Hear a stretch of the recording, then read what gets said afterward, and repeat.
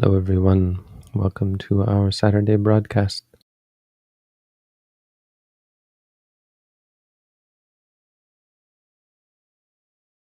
It's October 30th, 2021.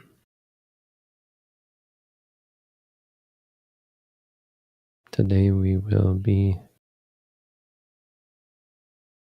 conducting a guided meditation for the first 10-15 minutes, during which time you're welcome to start posting questions in the YouTube chat. And once the meditation is over, we'll start to ask and answer the questions. Today we have Chris, Ulu, Rahid helping out. So go ahead and close your eyes. We'll begin with a guided meditation.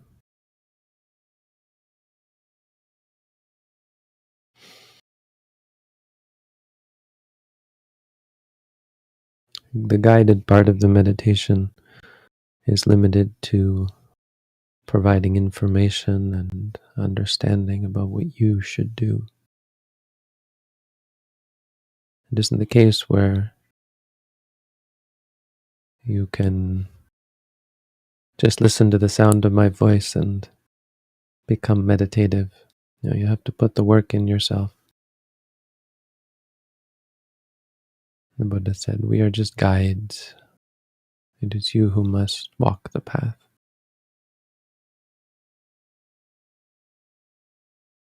So start by focusing on your stomach.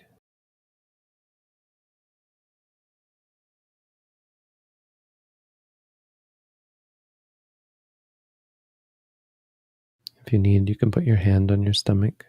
The stomach is a generally useful meditation object. It's always there. The movements are fairly obvious if you're relaxed. If you're not relaxed, you can try putting your hand on your stomach.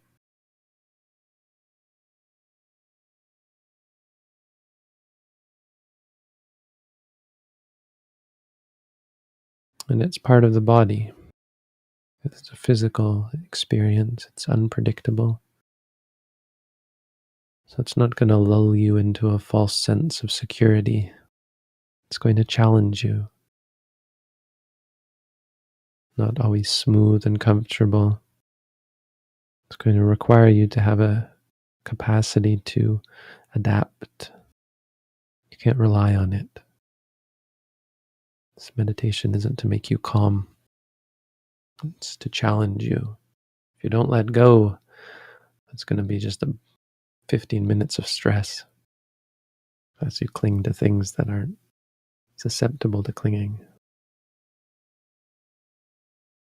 So when the stomach does rise, just say to yourself, rising. And when it falls, say falling. Rising. Falling.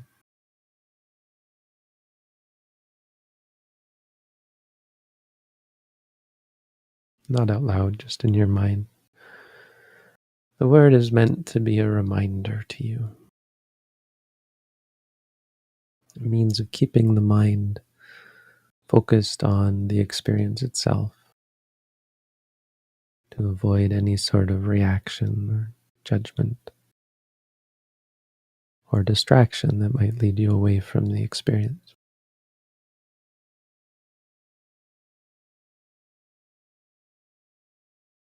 It's also to keep you from clinging to the experience and expecting it to be stable, satisfying, or controllable. It will help you cope with the fact that reality is unpredictable.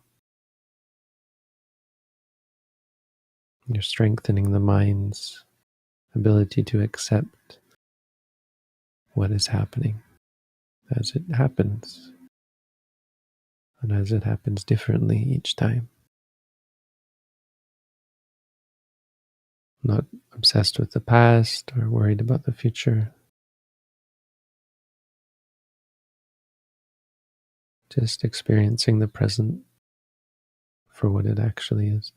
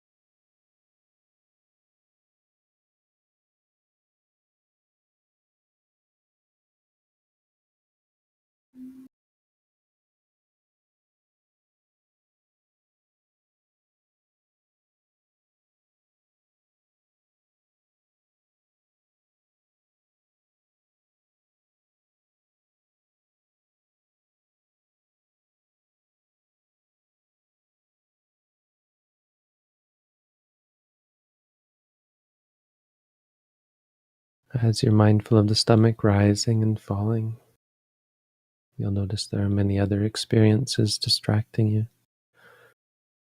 And this meditation is special in that those aren't the problem.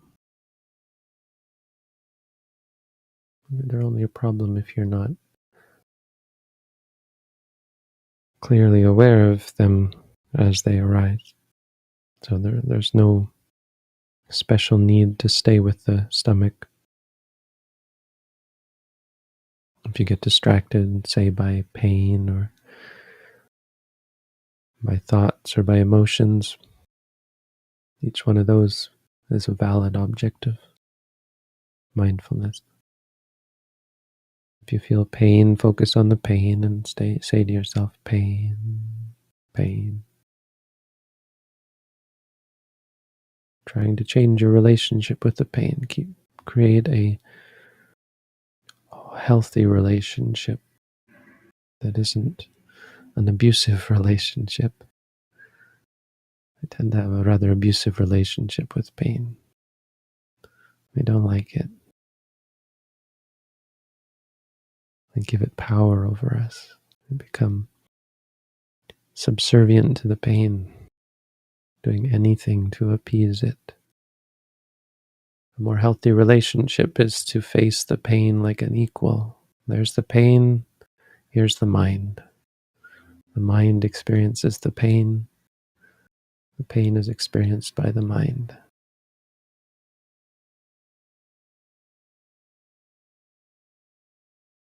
We say to ourselves, pain, pain,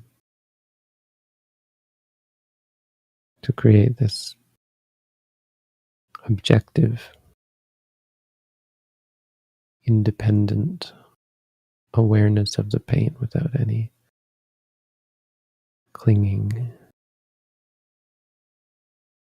without any obsession with it or attachment to the pain. Same if you feel happy or if you feel calm. Same thing. Don't give them power over you. Don't become dependent on certain types of feelings coming, certain types of feeling not coming. Be independent. See them for what they are. Not trying to get rid of them. Just trying to experience them. Happy, happy, or calm, calm.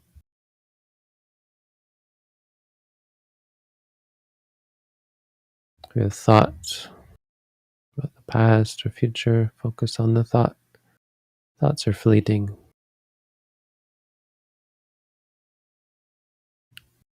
Thoughts should be the least of our concern, and yet we make so much out of thoughts. We turn them into the trigger of a gun. A thought is like the trigger of a gun. It's just a piece of metal. Why is a trigger so scary? Not because of the trigger. It's not because of the piece of metal that the trigger is. It's because of the result of pulling that trigger. Our thoughts are loaded. So when we think, we react to our thoughts. We set off a chain reaction of gunpowder that explodes and sends us barreling out into space. Before we know it, we're lost in thought. If we can see the thought just as thought, we free ourselves from that. Keep ourselves present. Trauma from the past is no longer trauma, it's just memory, it's just thought.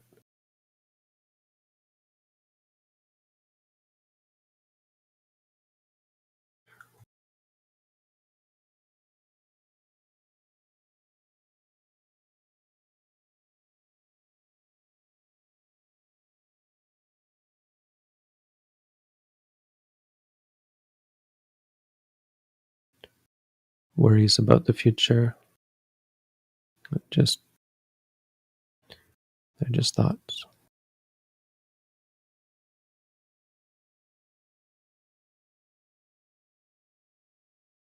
Change doesn't scare us.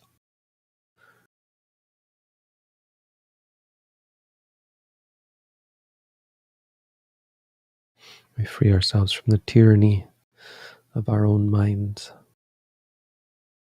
Say to yourself, thinking, whatever you think. Quick, take your finger off the trigger. Go back to rising, falling.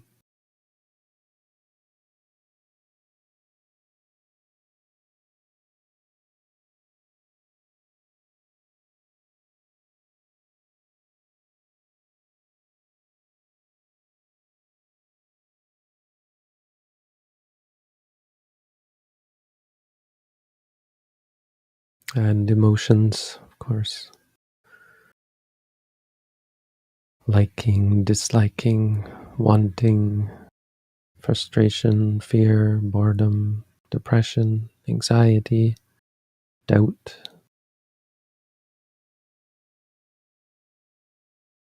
restlessness, drowsiness, mind states.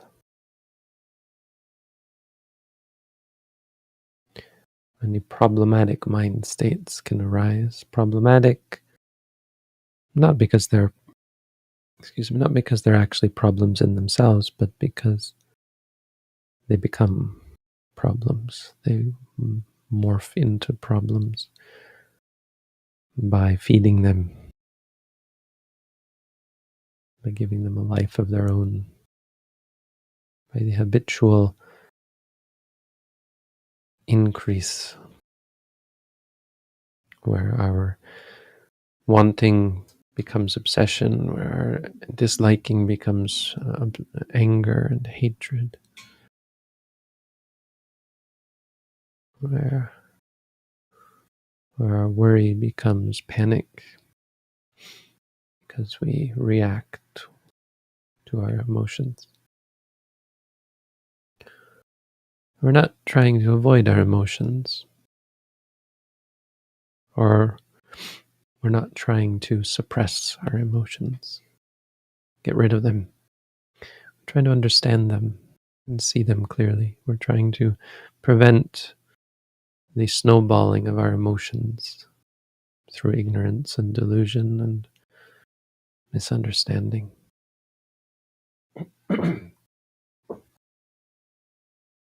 We just try and confront them. If you like something, say to yourself, liking. Disliking, say disliking. Worry, fear, restlessness, drowsiness. Say to yourself, worried, afraid, drowsy, restless, confused, doubting. They're not so tough, not so scary. They come and they go. And if you just let them come, let them go there, without clinging to them, without reacting to them, if you have the strength of mind to see them for what they are, which is what the noting does. It keeps you honest, keeps you objective. And then there's no problem.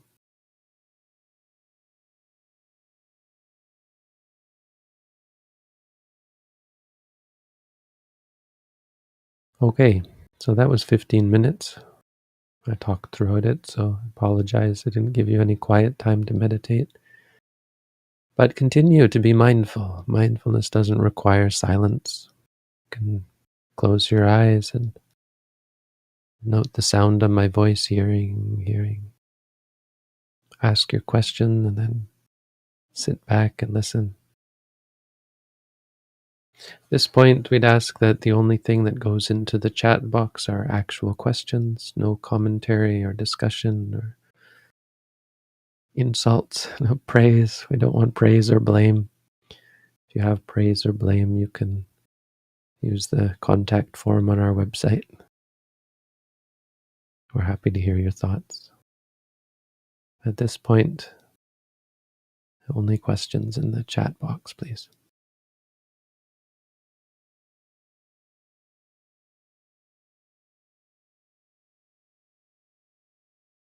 We do have questions, Bhante. I'm not surprised after so many times. I'll begin. Should be, perhaps. You'd think eventually all the questions would be answered. But it's nice to see that we continue to have new people coming and more interest. I think over time we also must gain a body of interested participants who have learned, hopefully, a fair amount about the Buddha's teaching or my interpretation of the Buddha's teaching, what I think is the Buddha's teaching. And so the questions probably become more sophisticated, pointed, well-directed. I think it must be a mix. New people and people who are coming back with specific questions. So these sessions seem to be always a great experience. I appreciate it. I think you're right, Bhante. Here's our first. I have issues with anger in my meditation, and I know that if I could just see clearly that people are just acting out of ignorance, I would accept their bad behavior, but I can't see it. Any tips?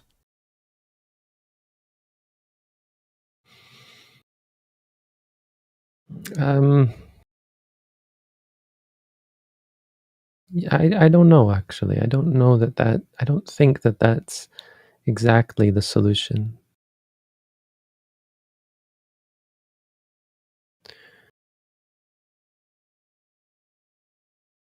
It doesn't actually solve the problem to see that a person is acting out of ignorance, because that's not the actual reality in front of you.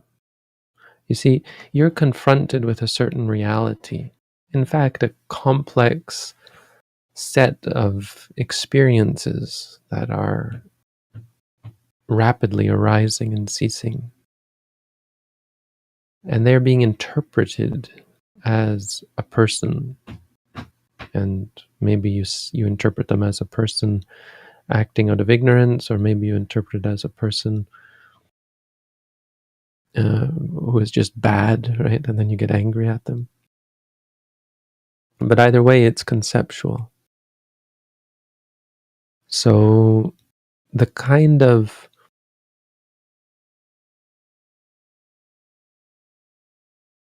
response that includes the conceptualization of the person as a person acting out of ignorance has to be based on something real.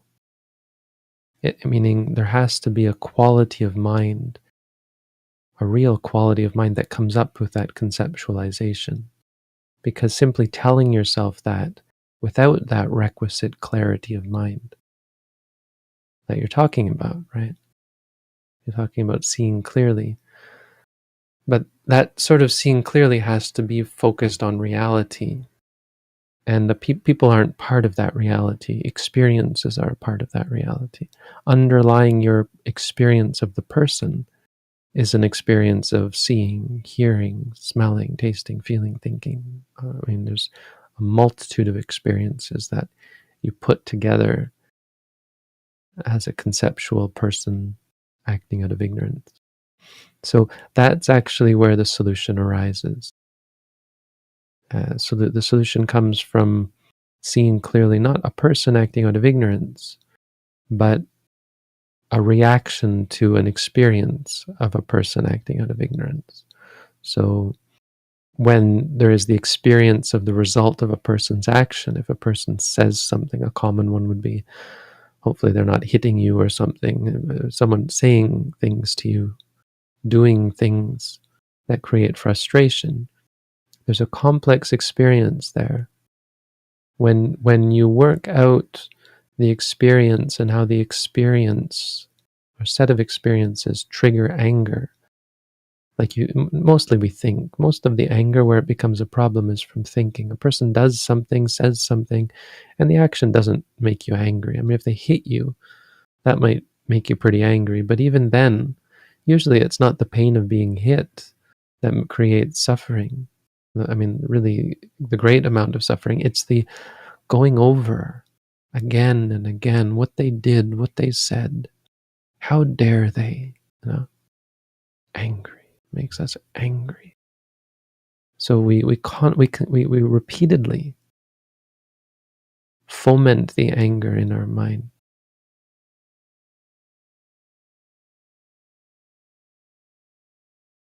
And so through mindfulness, we change that. When we say to ourselves, angry, angry, or someone says something, we say hearing, or if we think about it, we say thinking, thinking. We start to break up this chain of reactivity where we make it worse and worse in our minds, exacerbating it repeatedly.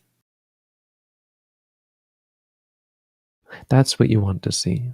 Not that the person is acting out of ignorance, because that will be like a flower that grows in the fertilized garden of your mind when your mind is well fertilized and well seeded with mindfulness.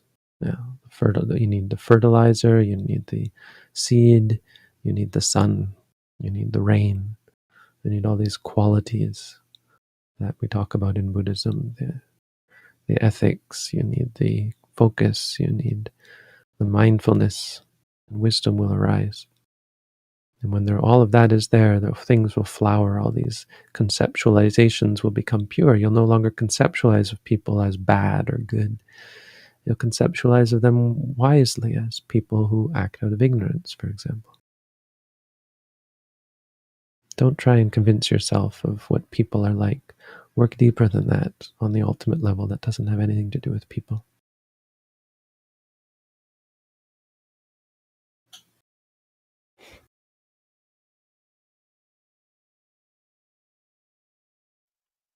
If we have a song in our mind, how do we note this without increasing the desire to listen to music?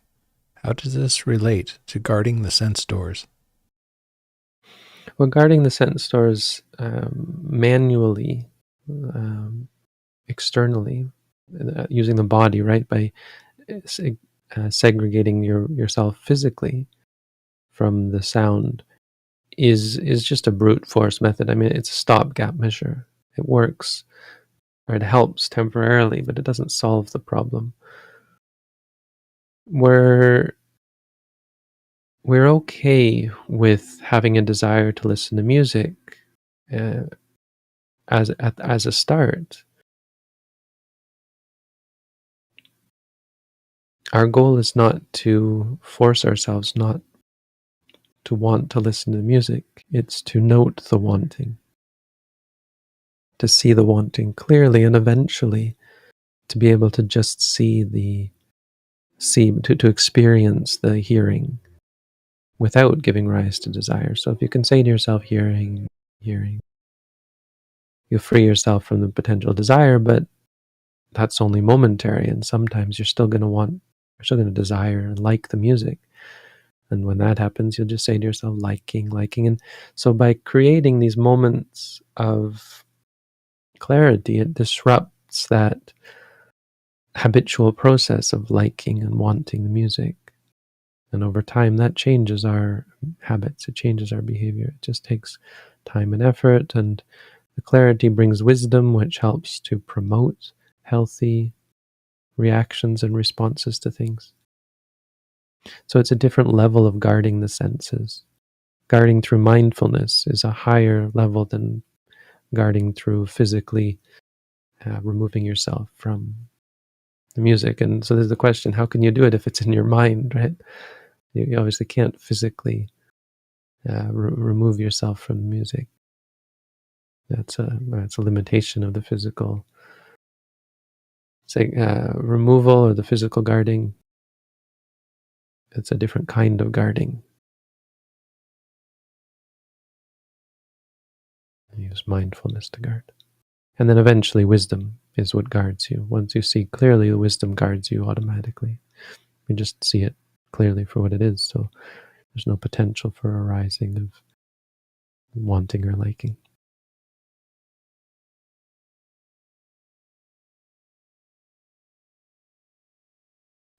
How could one note the resolute renouncing of a pleasure? Having chocolate in front of you and deciding, resolving, let's not. What causes this renouncing attitude? Is it possible to cultivate it?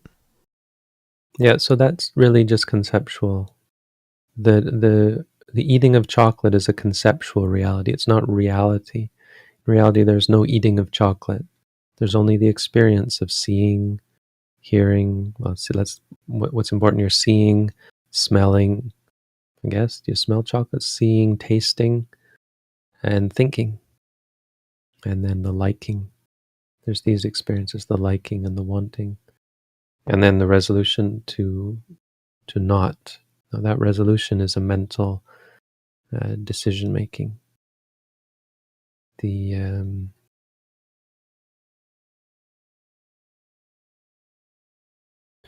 So the reality is those experiences, and by cultivating mindfulness, the decision making changes. So in our mind, there is this decision making based on the conceptualization of the chocolate. Should I eat it? Shouldn't I eat it? And when the liking wins out, the wanting wins out, then there is the I should eat it.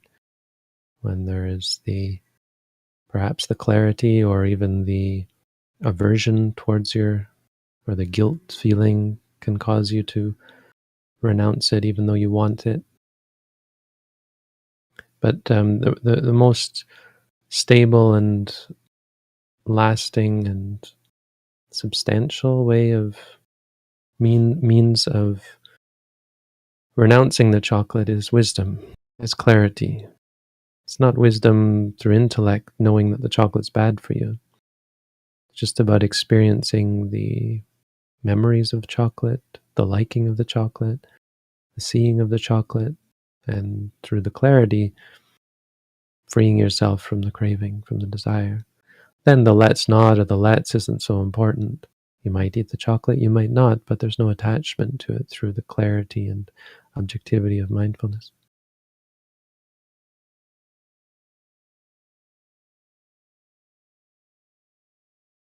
Does meditation cause different change in different people? I find myself laughing at life more because so many things are overreacted to. Is this a sign that my practice could be proper? No, I mean, not exactly. Like, it's a sign that you're doing something right. But there's I say no, not exactly, because your practice doesn't exist. Don't get in the idea that your practice is a thing. It's not a backpack you carry around with you or a vehicle that you sit in. Practice is something you do momentarily. And because of the moments of actual clarity and practice, you're going to see good positive results from time to time. So it's a sign that you're doing something right, or that you've done some things right at certain moments. But your practice is much more complicated than that. And so laughing, why you laugh, there's lots of reasons, lots of causes that are working together to create that laughter. Some of them might be the clarity that you're noticing, but some of them might be your propensity to laugh, your propensity to react to things you find absurd. And there are wholesome aspects to that, and possibly unwholesome aspects to that. So don't. It's an issue where meditators will overestimate experiences, give things more significance than they deserve. Nothing should be given any significance beyond what it actually is. What does laughter signify? It signifies the causes leading to laughter. That's it. Nothing more, nothing less. It's an experience that you should try to be mindful of, and if you can be mindful of, you'll see it clearly. You won't have any concern or doubt or uncertainty about it.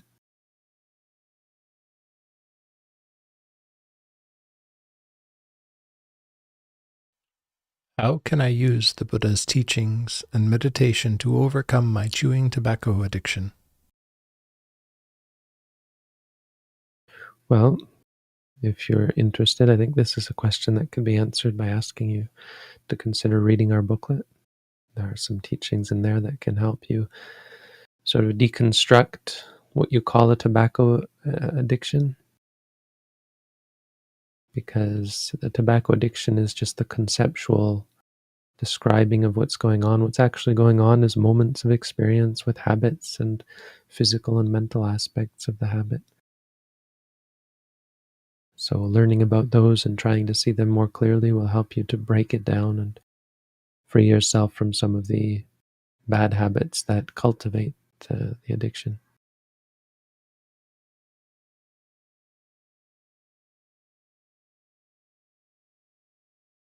If you want, you can sign up for an at-home meditation course. Even there's the link to that as well.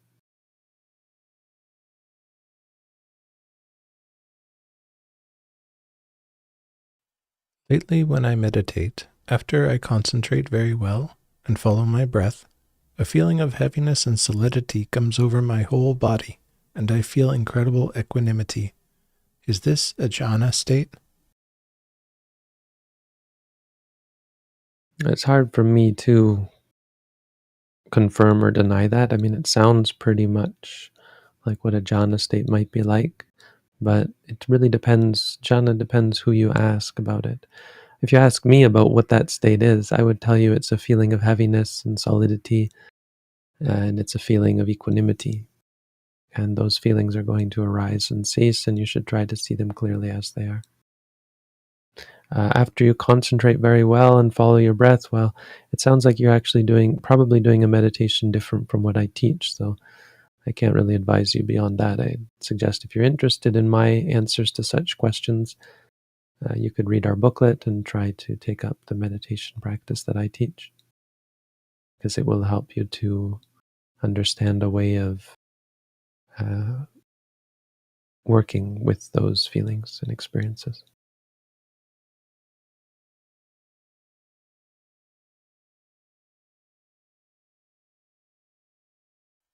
How to deal with a persistent fight or flight response felt ceaselessly for more than 2 years without known cause, even after meditation.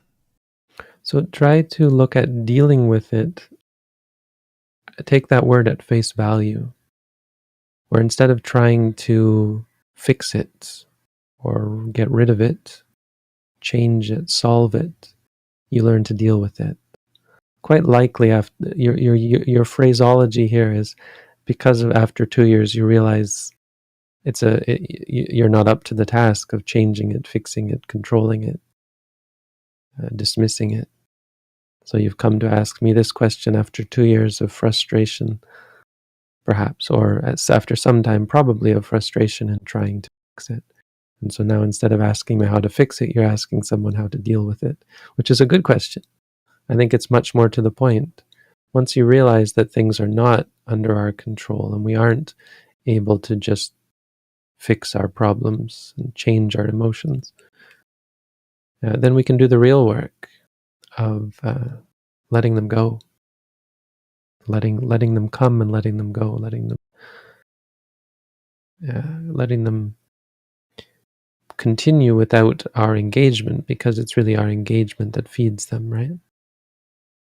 So to become independent of them, that's our goal.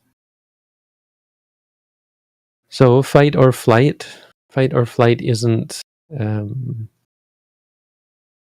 it isn't actually a state. Sometimes we fight, sometimes we run away, but there's a decision making that goes on whether we're going to do one or the other. It just comes from a reaction. We react negatively to something. Something's wrong, I got to fix it. And it's that you have to change. You're thinking about the situation rather than trying to fix situations. Try and experience them as experiences rather than fixing problems. Try to understand your experiences, to see them clearly. So I don't know if you're practicing the meditation that we practice, the meditation that I was teaching at the beginning of this session, or that I teach in the booklet and through our courses. But if you are, my advice is to create this perspective, encourage this perspective of not trying to fix or change things, not trying to fix even your need to fix or change things. Try to just see your experiences, whatever experiences arise, as they are. Remind yourself, this is this. Keep yourself focused on the reality of the experience so that your mind doesn't have the opportunity to follow after its judgments and reactions. If you haven't read our booklet or started this practice, well, consider trying that. But don't be concerned when things persist. There's no shortcut. Only through clarity will they slowly, slowly die out as new habits of clarity and objectivity replace them.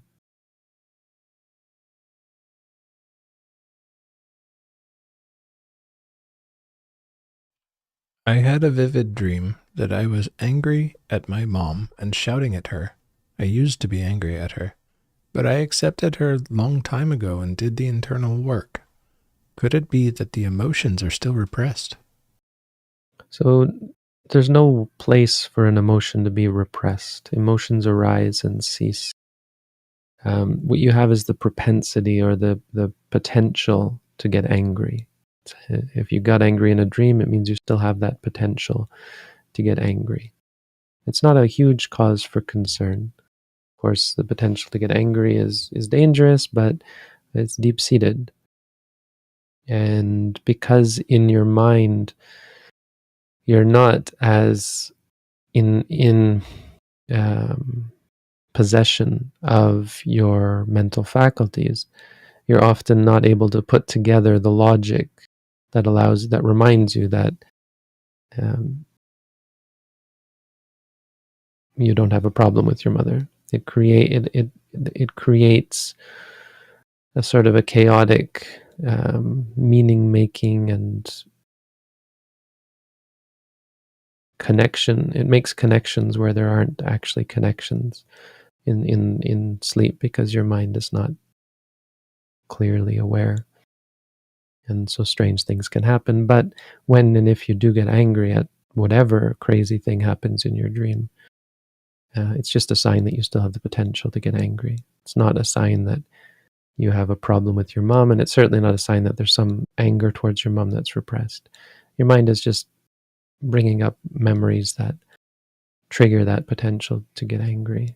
And without the full picture that your waking mind has, it can take the form of getting angry at your mom, even though that's ridiculous because you have a good relationship with your mom. It's not something to be concerned about specifically. It's just something to be concerned about generally.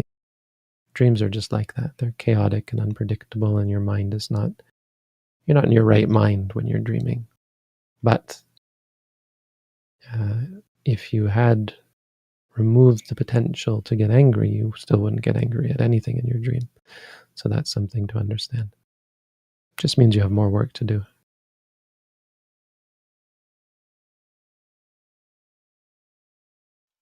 Where is the line drawn between fighting drowsiness as a hindrance and falling asleep?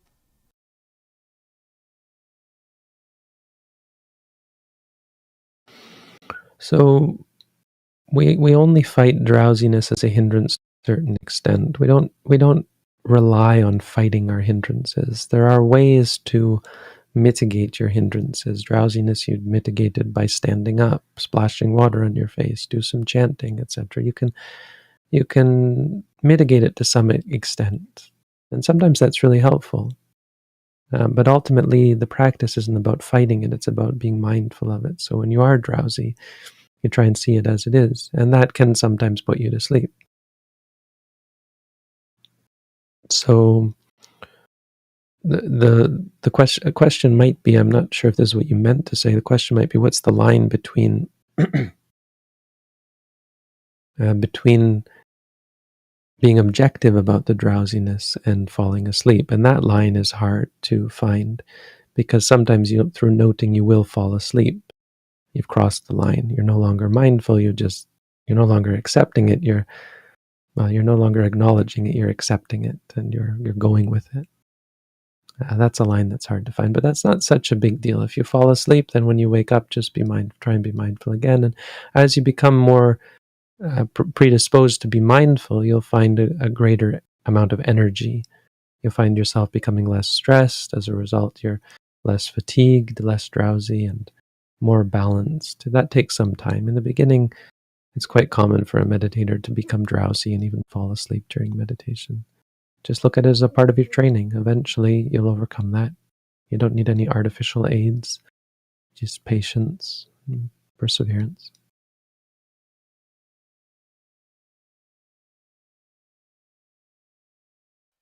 What is a good way to deal with boredom?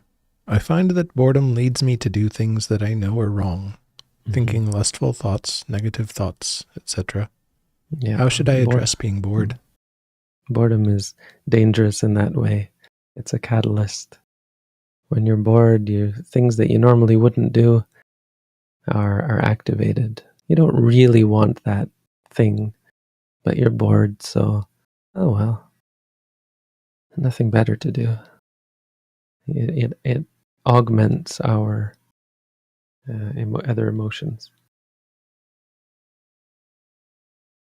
You have to be vigilant with that one, because it's a real shame when emotions that wouldn't normally be able to overwhelm you are allowed to overwhelm you through boredom, right? That's a specific danger to boredom that you've identified. It's a shame, because you're not that weak, right? You might have lustful thoughts, but it's okay. But then you get bored and you think, nothing better to do, and those weak, lustful thoughts suddenly take on strength through the boredom. Boredom is just another object of meditation. It makes it a very important target for mindfulness. It's quite simple. You just say to yourself, bored, bored. Don't try and distract yourself. See, boredom, one real mistake that we make is trying to divert our attention. It's okay, I'll find something else to do. Replace one bad habit with another bad habit. I used to like to do this, now I can't do it, I'm bored, I'll do this instead. That'll make me enjoy. That'll remove my boredom. Real bad idea. That doesn't help. It just makes you more susceptible to boredom. You give into it. You give it power. Try and face the boredom.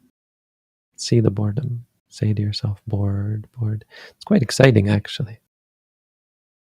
Boredom itself is quite exciting.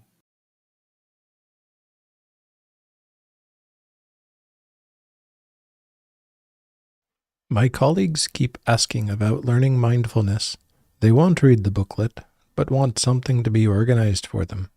I don't feel they respect Buddhism, so I'm not sure how to approach this. Can you offer any advice?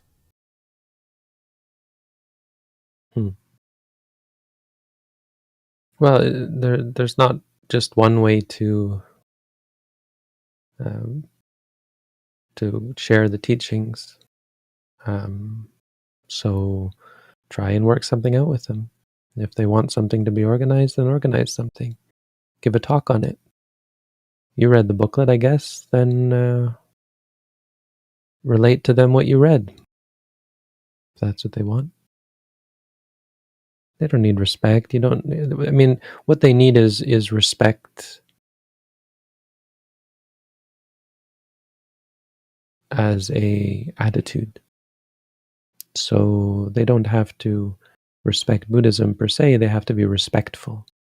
Meaning, if it's a person who is not by nature respectful, I would probably not feel inclined to help them.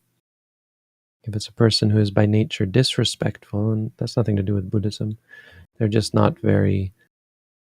I mean, respectful isn't even. It's just respectful is a symptom. If a person is respectful, it's just a sign that their mind is in a good place, a wholesome place. But if they're a person who is like teasing you about your meditation and saying, "Yeah, why," as a sort of a joke, saying that maybe I should learn mindfulness, which is maybe part of the sense you're getting that these people are not very serious about their intention, then just let it go.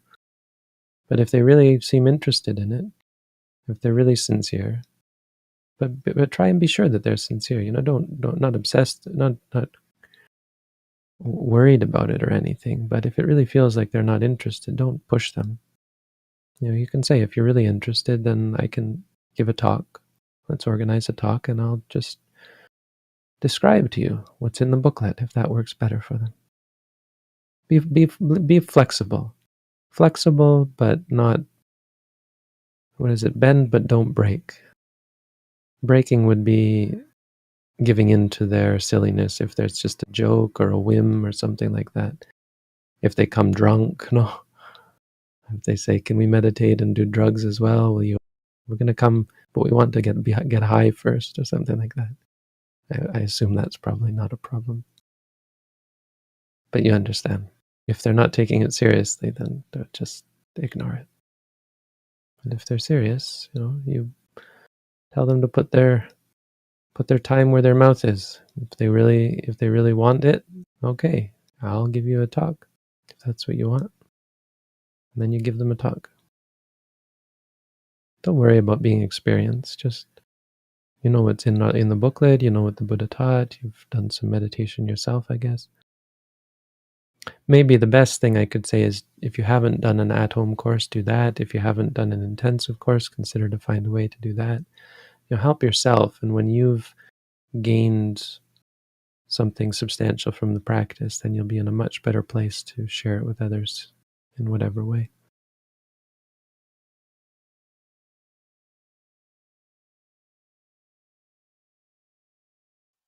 How can I be more mindful in the way I speak?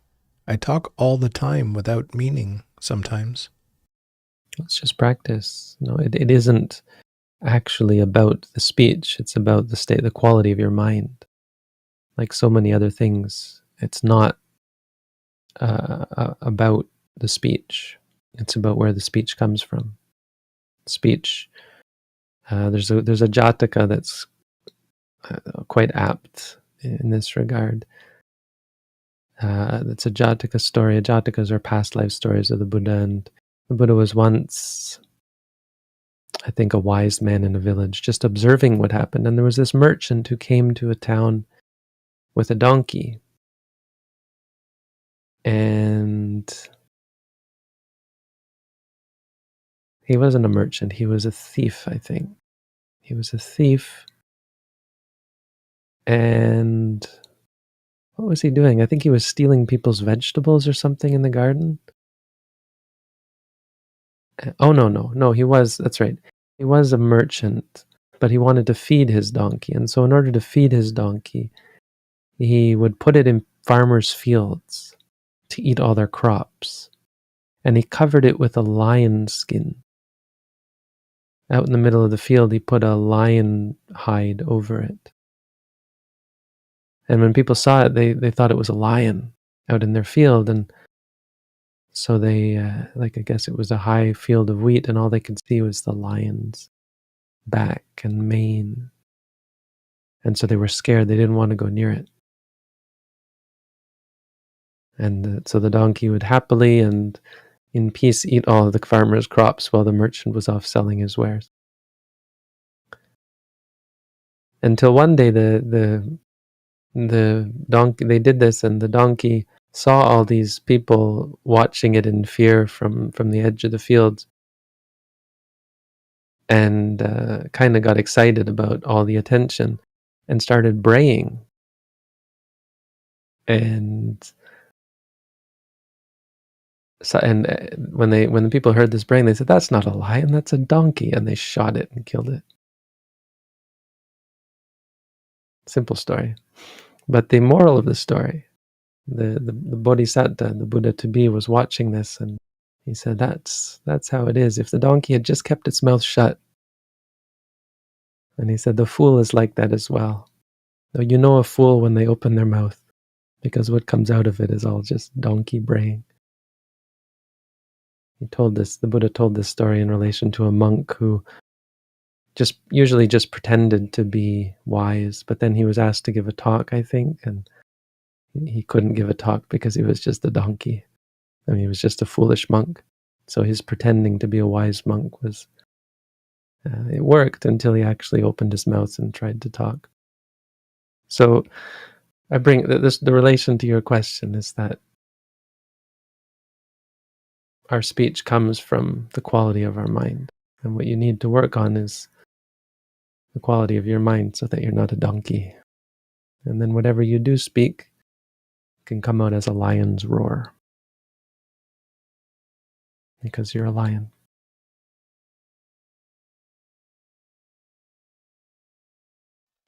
Could you explain what Vipassana meditation is? How do we practice this meditation correctly?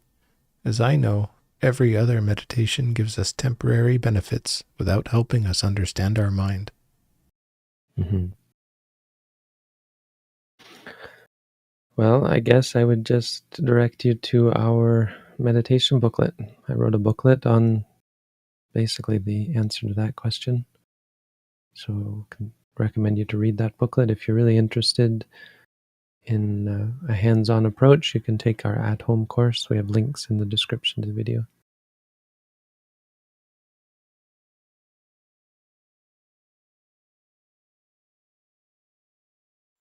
I've noticed that my emotions are not as intense anymore, be it anger, liking, and sometimes fear. The emotions feel very light. Is this cause of the detachment?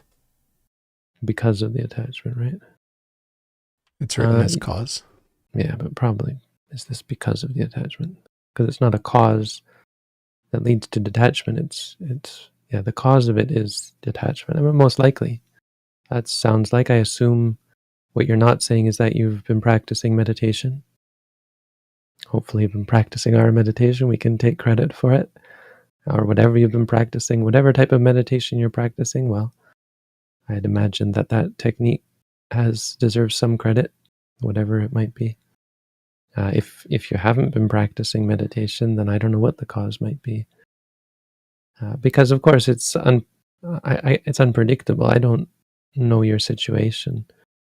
There's lots of reasons why that might happen. Our emotions sometimes come in cycles, so at times we just naturally are less reactionary, less intensely emotional than other times.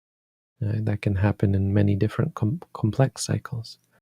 So don't take that as sure proof that based on whatever it is that you're doing to cause it, that you're successful. You just become aware of your state now and keep going. One thing I always remind people of is to not look to the results of your practice for proof that it's working. Look to the quality of your practice as proof that what you're doing is right. Because the actual nature of being mindful is perfect. It's pure. And so you have no reason to doubt that purity is perfect for you, is the right thing for you. That's what you have to remind yourself. It's hard to see that sometimes, even though you do experience the purity, the clarity at certain times, at certain moments. Try and focus on that.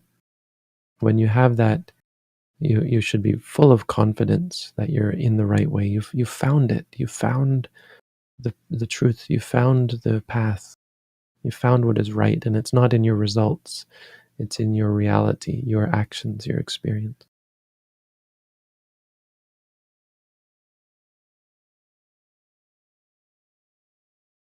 I react to aversion with sleepiness, and sleepiness seems a huge habit, so mindfulness at the moment is not enough to be effective. What could trigger a wholesome chain reaction? What is a good habit to build?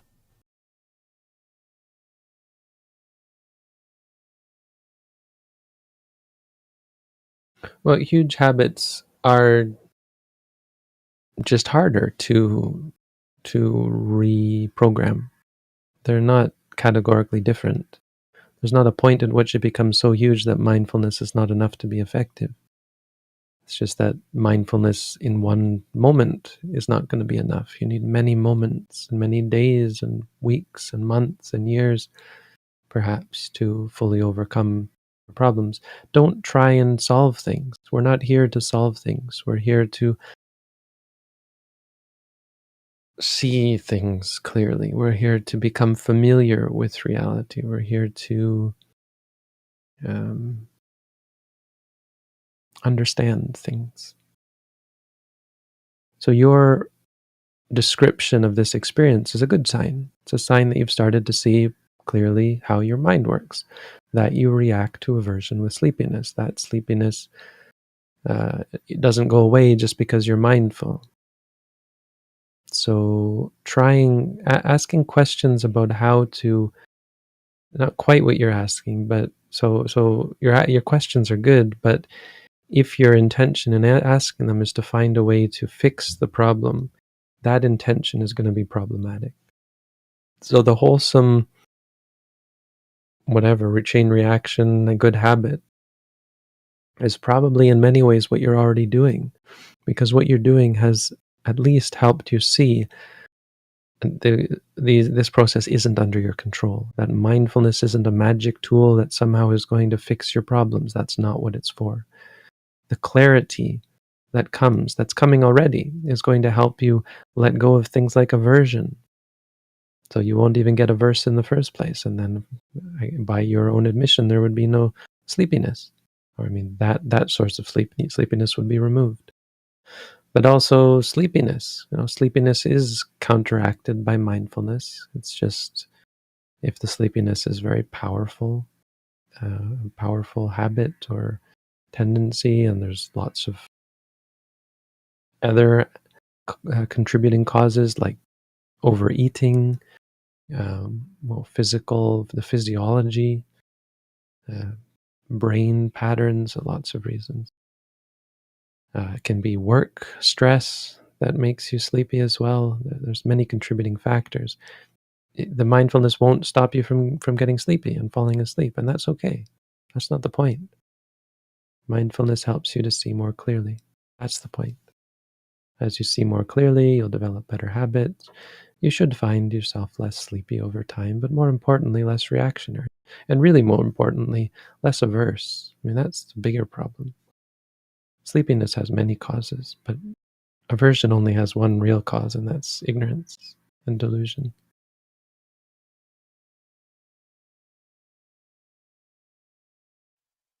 Do you teach the stages of insight as described by Mahasi Sayadaw? Is this something we should study? I do. If people have done intensive courses, I'll go over them. It's one part of the teacher's course. We have an instructor course whereby someone could learn the basics of how to lead another person through an intensive course. And there we would really focus on the stages. The stages are much more useful for a teacher. They're somewhat useful for an advanced student. I mean, they're very useful for a person who has done many courses in this sort of meditation, many intensive courses in this sort of meditation. But for a new meditator, or even what do you call a middle level meditator, still shy away from putting too much emphasis on that sort of study. They can become a real hindrance. They can actually get in the way and inhibit your progress as you obsess over them. Sometimes people get widely distorted views of the stages. I've had students telling me what stage they're in when quite clearly they're just caught up in their own mental delusion. So you don't want to fall into that. Don't focus on the stages as a student. It's really not in your best interest. Today we've crossed the hour. We have 5 more questions prepared in Tier 1. Do you have time to answer? Go for it. How do I do intensive meditation? Can I do it without guidance? I wouldn't. I mean, once it becomes intensive, you really should have a guide. The most likely thing that comes is you'll just give it up. You'll find it something that's beyond your ability, because psychologically having a teacher is just better. It's just more encouraging, more sustainable. Not to mention how much more on track you will be with the help of a teacher. How harder it is, how easier it is to get off track without a teacher. So I would recommend finding someone who can guide you through an intensive course if you've never done it before. I mean, doing it by yourself can be, depending on the sort of person you are, of course it can be helpful. If you're going by a guide like our booklet, then it's probably not dangerous. Probably not. I mean, it can be. Anything that involves mental development can be dangerous if you get on the wrong track and conceive of it wrongly. It's like a knife. If you grab it by the blade, it will cut you. Make sure you have a good grasp of the practice before you undertake to do intensive practice.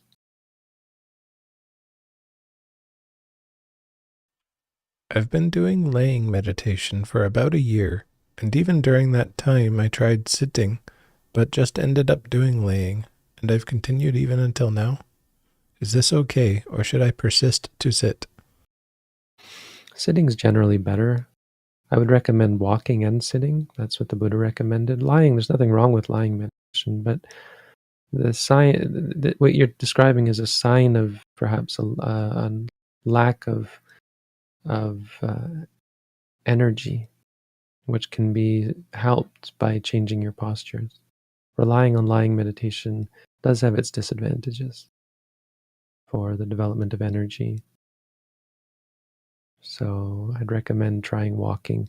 If you do walking first and then sitting, it will probably be a lot less pleasant, but you'll find the walking really helps you do sitting after. Most people are only focused on one posture, and that's hard to maintain and less beneficial, in my opinion.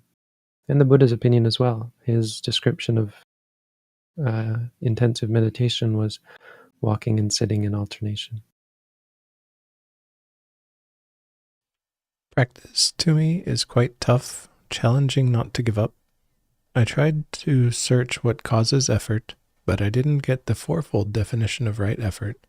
Could you explain it related to practicing? Yeah, it's a good question. The fourfold right effort is pretty simple. I mean, I wouldn't read too much into it. It's just describing different aspects of wrong practice.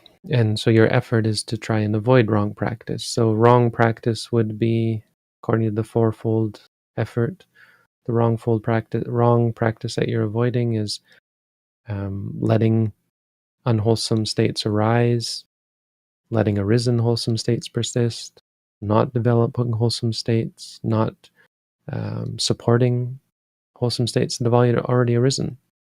I mean, there's nothing really practical about it.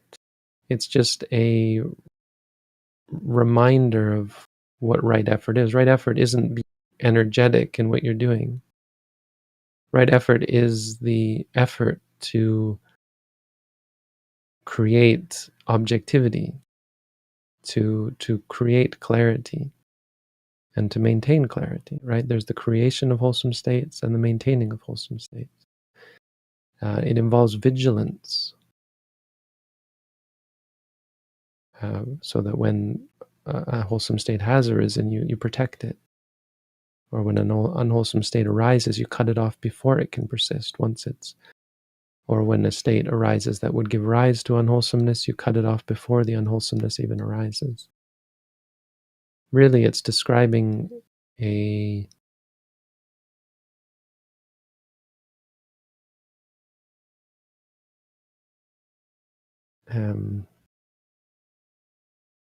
dedication is the word I'm looking for, a dedication to mindfulness. When you're dedicated to creating the clarity of mind, of noticing things, of seeing things as they are, that dedication is the effort. So the point is that effort is not effort for effort's sake. It's the effort required to be mindful.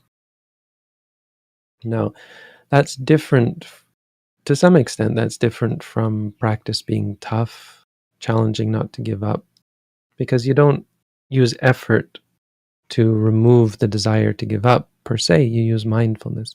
You use the effort to be mindful of that state that is making it tough, because practice isn't tough. Practice isn't even real. What's real is your experiences. And quite often our experiences are obsessed with the conceptual idea of practicing. And when you're focused on that conceptual idea of meditation practice, yes, it can be it can become a source of negativity that makes it tough. So any thought of meditation becomes a negative one, a thought associated with aversion. And well, that's fine. I mean, it's unfortunate, but it's not a problem until you ignore it, right? And without effort, you're going to ignore it. So the effort is to focus on that aversion to meditation, for example, or that aversion to anything. And when you focus on that with mindfulness, you'll find that there is no, there's no such thing as the meditation. There is no problem, and you're able to be mindful quite easily when you focus on what it is that is preventing you from being mindful of other things. Focus on the aversion.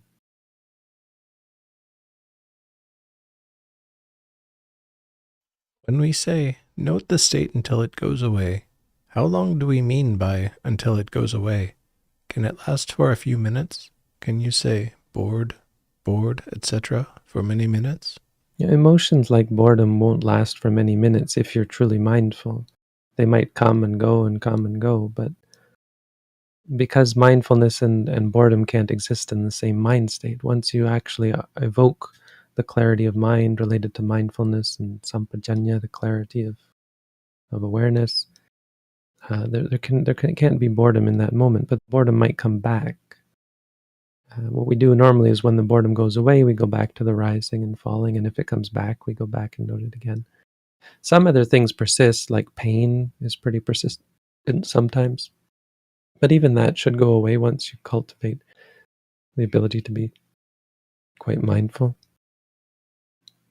If after quite some time it feels like you've been noting for quite some time, you don't have to count minutes or anything. Once your mind has kind of had enough of it and you're no longer distracted by it, then you can just go back to the rising and falling. But try and note, if things do persist, try and note it for some time. But what do we mean by until it goes away? It's not an amount of time. It has to do with it actually going away, right? So there's no time limit. It's not like 1 minute and then you stop because that's how long it takes for something to go away. No, you don't know when it's going to go away. Just stay with it until it does. Or until after some time it just isn't going away. Is it important to relax the body when meditating? No. No, it's actually quite interesting to us to be mindful of the stress in the body. Because the desire to relax, placing importance on relaxing, that's all going to get in your way.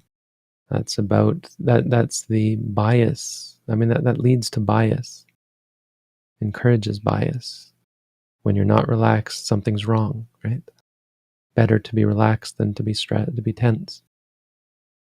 And that mind state is actually going to be a problem for you. You cultivate that, you're going to create neurosis, the neurotic obsession to be relaxed, which isn't going to help you relax. It's going to make you more stressed. No, the real way to be relaxed is to not need to relax, not even mentally. Even when you are anxious mentally, don't need to be free from that anxiety. What you need is to see that anxiety for what it is. Observe it, admit it, acknowledge it, and become independent of it so that you're no longer feeding it. Thank you for answering our questions, Bhante. Thank you for your help, Chris. And thank you all for your questions. Thank you, Ulu and Rahid, for your help as well. Wish you all a good week and, in general, peace, happiness, and freedom from suffering. Sadhu. Sadhu.